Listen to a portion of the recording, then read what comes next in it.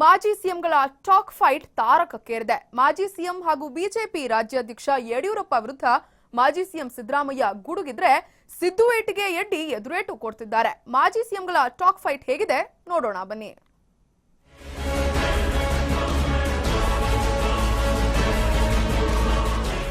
Operation ಕಮಲದಿಂದ ರೋಸಿ ಹೋಗಿರೋ ಮಾಜಿ CM Siddaramaiah ನಿನ್ನೆ ಚಿಕ್ಕಮಗಳೂರಿನಲ್ಲಿ ಯಡಿಯೂರಪ್ಪಗೆ ಸರಿಯಾಗಿ ಟಾನ್ ಕೊಟ್ಟಿದ್ರು.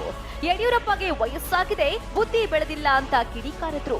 ಇವತ್ತು ದೆಹಲಿಯಿಂದ ಬೆಂಗಳೂರು ಏರ್ಪೋರ್ಟ್ಗೆ ಬಂದಿಳಿತಾ ಇದ್ದಂತೆಯೇ ಪ್ರತಿಕ್ರಿಯೆ ನೀಡಿದ ಯಡಿಯೂರಪ್ಪ, ನನಗೆ ವಯಸ್ಸಾಗಿದೆ, ಅವರು ಯುವಕರಾಗೇ ಇರ್ಲಿ ಅಂತ ತಿರುಗೇಟು ಕೊಟ್ರೆ, ಬಾಗಲಕೋಟೆಯಲ್ಲಿ ಮಾತನಾಡಿದ ಸಿದ್ದು, ನಾನು ಯುವಕ ಅಂತ ಹೇಳದ್ನ 75 ವರ್ಷ ಆದ್ಮೇಲೆ ಮನೆ ಸೇರ್ಕೋಬೇಕು ಅಂತ ತಿರುಗೇಟು ಕೊಟ್ರು. ಯಡಿಯೂರಪ್ಪನವ್ರಿಗೆ ಇಷ್ಟು ವಯಸ್ಸಾಗದೆ ಬುದ್ಧಿನೂ ಬರಲಿಲ್ಲ. 77 ವರ್ಷ 76 ವರ್ಷ ಆಗಿದೆ. ಇನ್ನು ಚೀಫ್ ಮಿನಿಸ್ಟರ್ ಆಗಬೇಕು ಅಂತೇಳಿ ವಾಮ ಮಾರ್ಗದಿಂದ ಚೀಫ್ ಮಿನಿಸ್ಟರ್ ಆಗ್ಬಿಡಬೇಕು.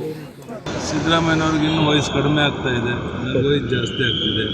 ಅವ್ರು ಹಾಗೆ ಯುವಕರಾಗೆ ಇರಲಿ, ನಾನು ಇದೇ ವಯಸ್ಸಿನಲ್ಲಿ ನಾನೆಲ್ಲ ಕೆಲಸಗಳನ್ನ ಮಾಡ್ತೇನೆ. 75 ಆದ್ಮೇಲೆ ಮನೆ ಸೇರ್ಕೋಬೇಕು. ಯಡಿಯೂರಪ್ಪ ಪಾಪ ಅವನಿಗೆ ಯಾಕೆ ಇಷ್ಟೊತ್ತಲ್ಲಿ ಮಾತಾಡೋದು.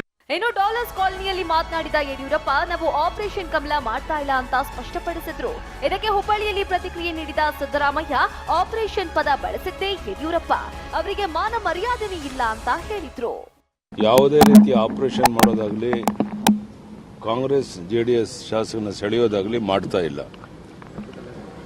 ನಮ್ಮ ಶಾಸಕರನ್ನ ಒಂದು ಕಡೆ ಸೇರಿಸಿ ಮುಂದಿನ ಲೋಕಸಭಾ ಚುನಾವಣೆ ದೃಷ್ಟಿಯಿಂದ ನಾವೇನು ಮಾಡಬಹುದು ಇದ್ರ ಬಗ್ಗೆ ಕಳೆದ 2-3 ದಿವಸದಿಂದ ಚರ್ಚೆ ಮಾಡ್ತಾ ಇದ್ದೋ. ಇವತ್ತೆಲ್ಲ ವಾಪಸ್ ಬರ್ತಾ ಇದ್ದಾರೆ. ಆಪರೇಷನ್ ಕಮಲ ಪ್ರಾರಂಭ ಮಾಡಿದವರೇ ಯಡಿಯೂರಪ್ಪ 2008ರಲ್ಲಿ. ಅದಕ್ಕೆ ಮೊದಲು ಇವೆಲ್ಲ ಏನೂ ಇರಲಿಲ್ಲ. ಆಪರೇಷನ್ ಕಮಲ ಅನ್ನೋ ಪದ ಬಳಕೆಗೆ ಬಂದಿದೆ ಯಡಿಯೂರಪ್ಪನವರು 2008 ಮುಖ್ಯಮಂತ್ರಿ ಆದಾಗ. ಸೊ ಇದು ಒಂಥರ ರೋಗ, ಇದು ಪ್ರಜಾಪ್ರಭುತ್ವಕ್ಕೆ. ಈ ರೋಗ ಹುಟ್ಟಾಕಕ್ಕೆ ಬಿಜೆಪಿಯವ್ರ ಕಾರಣ. ಇತ್ತ ಸಿದ್ಧಗಂಗಾ ಶ್ರೀಗಳ ಆರೋಗ್ಯ ವಿಚಾರಿಸಲು ಬಂದಿದ್ದ ಯಡಿಯೂರಪ್ಪರನ್ನ ಆಪರೇಷನ್ ಕಮಲದ ಬಗ್ಗೆ ಕೇಳಿದ್ರೆ ಕೊಂಚ ಮುಜುಗುರಕ್ಕೆ ಒಳಗಾದಂತೆ ಕಂಡು ಬಂದ್ರು. ರಾಜಕೀಯ ಮಾತನಾಡೋಕು ಇದು ವೇದಿಕೆಯಲ್ಲ ಅಂತ ಅಲ್ಲಿಂದ ಜಾರಿಕೊಂಡ್ರು. ಆದ್ರೆ ಸಿದ್ದರಾಮಯ್ಯ ಮಾತ್ರ ಬಾಗಲಕೋಟೆಯಲ್ಲಿ ಮತ್ತೆ ಬಿಎಸ್ವೈ ಕಾಲಿಳಿದ್ರು.